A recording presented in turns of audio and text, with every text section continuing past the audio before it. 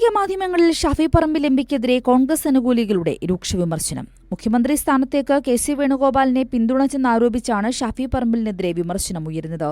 ഷാഫി പറമ്പിൽ ഫേസ്ബുക്കിൽ അവസാനം പോസ്റ്റ് ചെയ്ത ചിത്രത്തിന് താഴെ നിരവധി കോൺഗ്രസ്, മുസ്ലിം ലീഗ്, ജമാഅത്ത് അനുകൂല അക്കൗണ്ടിൽ നിന്നാണ് അദ്ദേഹത്തിനെതിരെ കമന്റുകൾ പ്രത്യക്ഷപ്പെട്ടിട്ടുള്ളത്.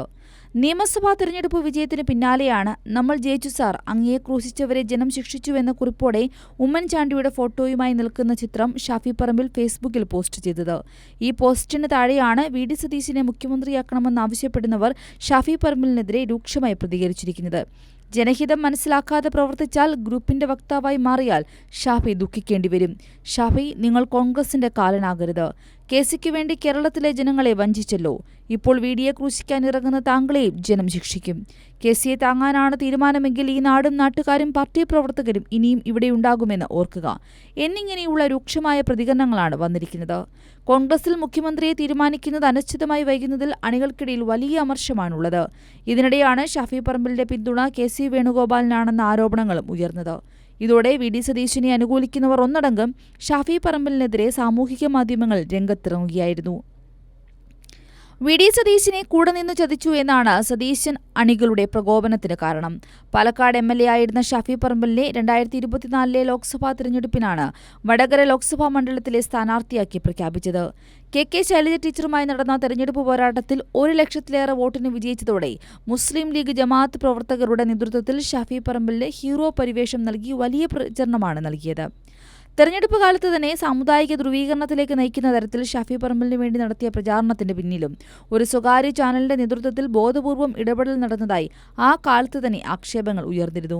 ഷാഫി പറമ്പിലിന്റെ വരവോടെ കോഴിക്കോട് ജില്ലയിൽ ഉണ്ടായ സാമുദായിക ധ്രുവീകരണത്തിന്റെ പ്രതിഫലനമാണ് പഞ്ചായത്ത് തെരഞ്ഞെടുപ്പിലും നിയമസഭാ തെരഞ്ഞെടുപ്പിലും ന്യൂനപക്ഷ വോട്ടുകളുടെ ഏകീകരണത്തോടെയുണ്ടായ വലിയ വിജയത്തിലേക്ക് യു.ഡി.എഫിനെ നയിച്ചത് എന്നാണ് രാഷ്ട്രീയ നിരീക്ഷകരടക്കം വിലയിരുത്തുന്നത്.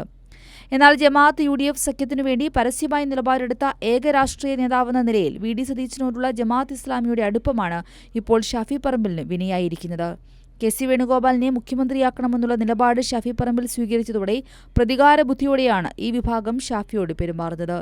സമൂഹമാധ്യമങ്ങളിലെ സൈബർ ആക്രമണങ്ങൾക്ക് പ്രോത്സാഹനം നൽകുന്നതിന് പിന്നിലും ഈ സംഘത്തിന്റെ പിന്തുണയും ഇടപെടലും ഉണ്ടെന്നത് വ്യക്തമാണ്.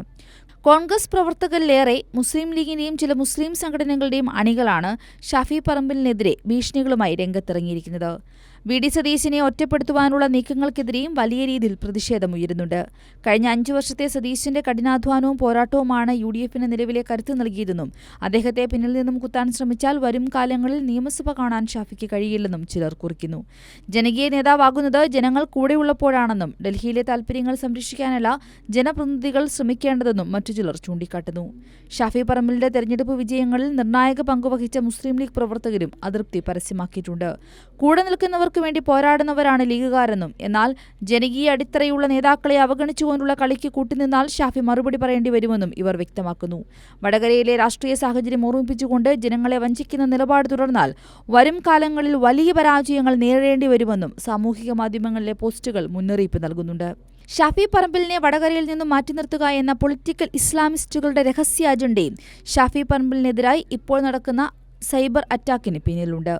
ഒരു കാലത്ത് വാഴ്ത്തിയവർ തന്നെ അതേ ഷാഫി പറമ്പിലിനെ വീഴ്ത്തുവാനും മുന്നിട്ടിറങ്ങുന്നു എന്ന കൗതുകത്തിനപ്പുറം മലബാറിലെ ന്യൂനപക്ഷ പൊളിറ്റിക്സിൽ വരാനിരിക്കുന്ന സംഭവവികാസങ്ങളുടെ തുടക്കമായാണ് രാഷ്ട്രീയ നിരീക്ഷകർ ഇതിനെ വിലയിരുത്തുന്നത്.